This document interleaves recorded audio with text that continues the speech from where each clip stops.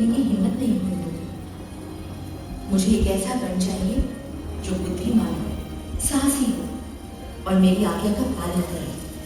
मैं खुद एक ऐसा गण बनाऊंगी।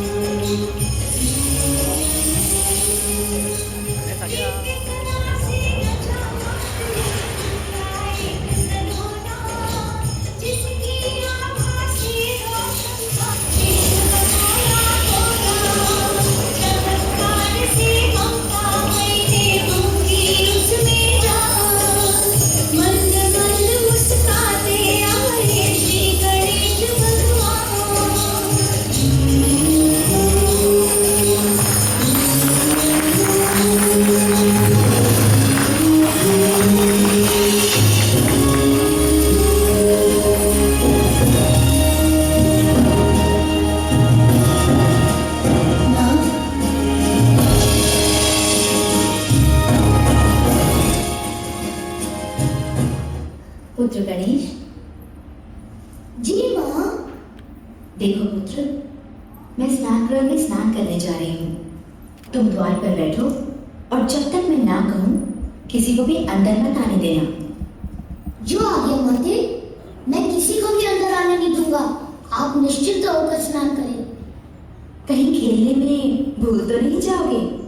नहीं माँ, आप चिंता ना करें।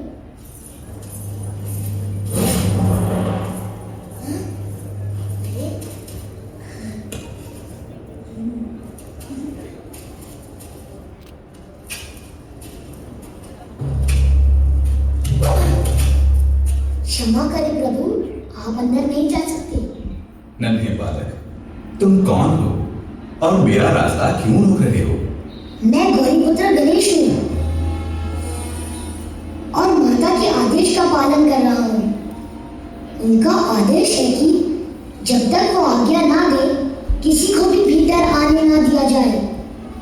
गौरीपुत्र, तब तो यह आदेश मेरे लिए नहीं है, क्योंकि मैं गौरीपति शिव शंकर।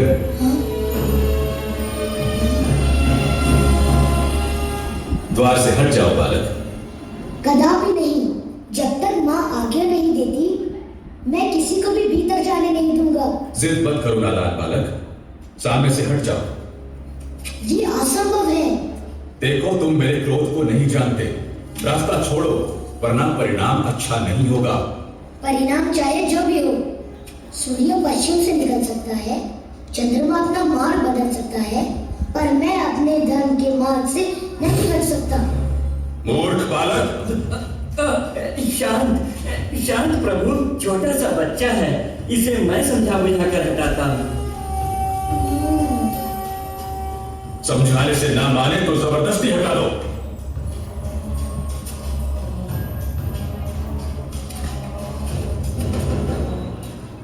बालक गणेश, तुम मेरे स्वामी का गुस्सा नहीं जानते। बातें मत बनाओ, हिम्मत है तो मुझे हटा कर दिखाओ। मुझे मत ललकारो बालक। डरपोक हो तुम, डरपोक। ऐसी बात है तो मेरी शक्ति का सामना करो।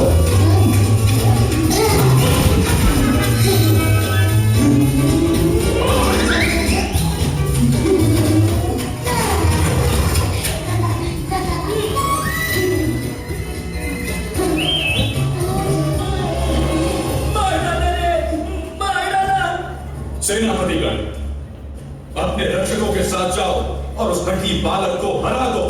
जो आज्ञा प्रभु। चलो। हो रहा।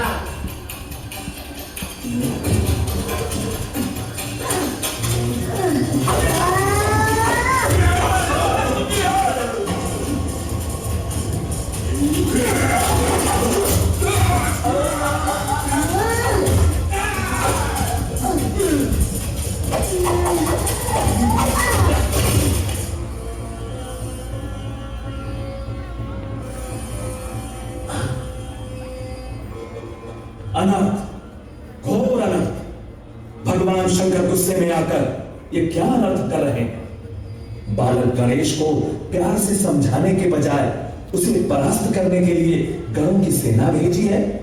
मुझे बीच बचाव करना पड़ेगा।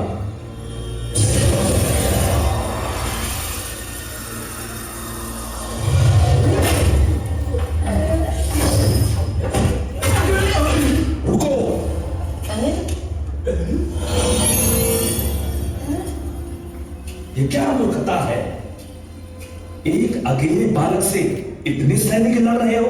पीछे हटो।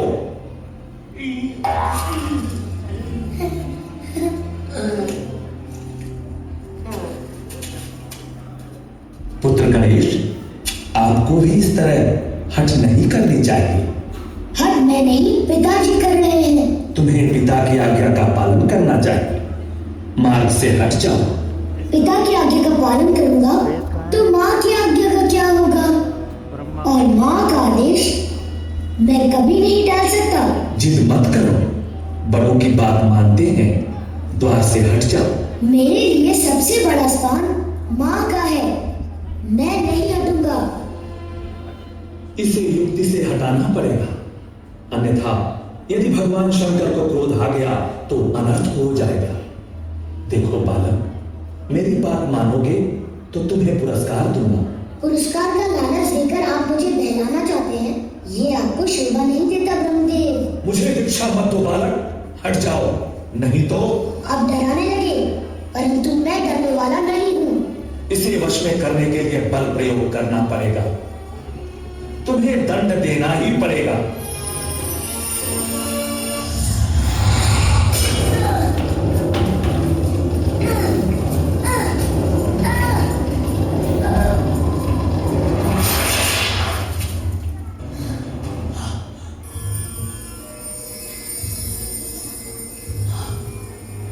इस बालक पर ब्रह्मास्त्र चलाना ठीक नहीं होगा।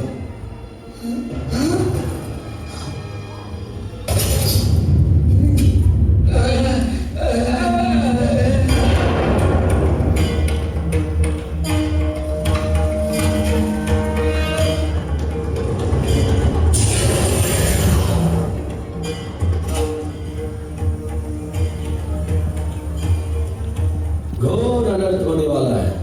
क्या हुआ प्रभु? आप विचलित क्यों हो गए? सब कुशल तो है ना? देवी, भगवान शंकर का क्रोध चरम सीमा पर है और वो तांडव कर रहे हैं। शिव शंकर तांडव कर रहे हैं? तब तो अवश्य ही कोई घोर विपत्ति आने वाली है। हाँ, हमें जल्द ही उनको शांत करने के लिए कैलाश पर जाना होगा। प्रभु, मैं भी आपके साथ चलती हूँ। इसी बहाने बहन पार्वती से भी मिल लूंगी।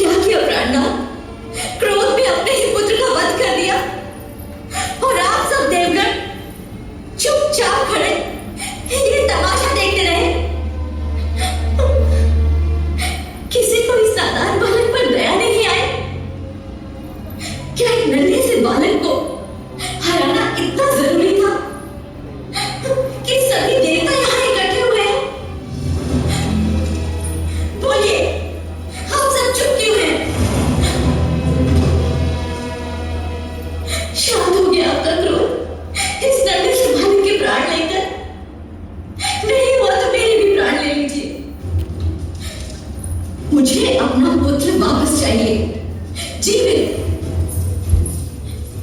आपको इसे प्राण दान देना होगा, अन्यथा मैं भी यही प्राण त्याग दूंगी। ये आप क्या कह रही हैं देवी? मैं न्याय मांग रही हूँ। मेरा पुत्र निर्दोष था, वो मेरी आज्ञा का पालन कर रहा था। क्षमा करें देवी, ये असंभव है। तो मेरा जीवित रहना भी असंभव है। यदि इसी समय मेरे पुत्र को पुनर्जीवित नहीं किया गया तो मैं भी प्राण त्याग दूंगी। आपने क्रोधवश अपने ही पुत्र का वध कर दिया भोलेनाथ। अब आपको देवी पार्वती का आग्रह स्वीकार कर बालक गणेश को जीवन दान देना ही होगा, अन्यथा उनकी क्रोध की अग्नि सारी सृष्टि को तहस नहस कर देगी। वास्तव में देवी पार्वती का आग्रह अनुचित नहीं है। क्रोध में आपने जो अनुचित कार्य किया है उसका यही प्रायश्चित हो सकता है भोलेनाथ। अहंकार त्याग कर देवी पार्वती की प्रार्थना स्वीकार कीजिए भोलेनाथ। ये संभव नहीं है। मेरे शस्त्र के प्रहार से जो सर धड़ से अलग हो गया वो फिर से जोड़ा नहीं जा सकता।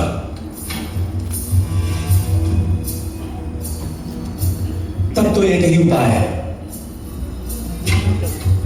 किसी और बालक का मस्तक जो आपके शस्त्र से ना काटा गया हो बालक गणेश के धड़ से जोड़ा जा सकता है।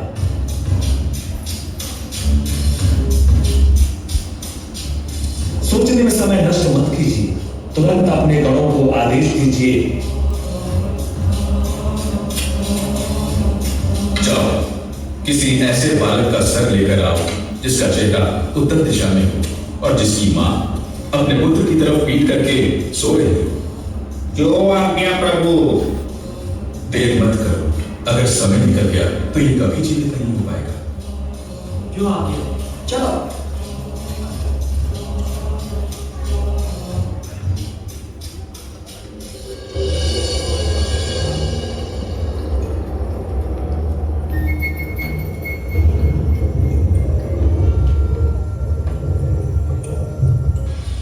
अरे मूर्खो, ये क्या ले आए?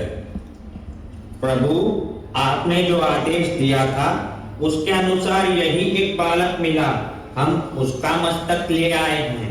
गज का मस्तक? सोचने का समय नहीं है भोलेनाथ। इसी मस्तक को जोड़कर बालक गणेश को जीवित कर।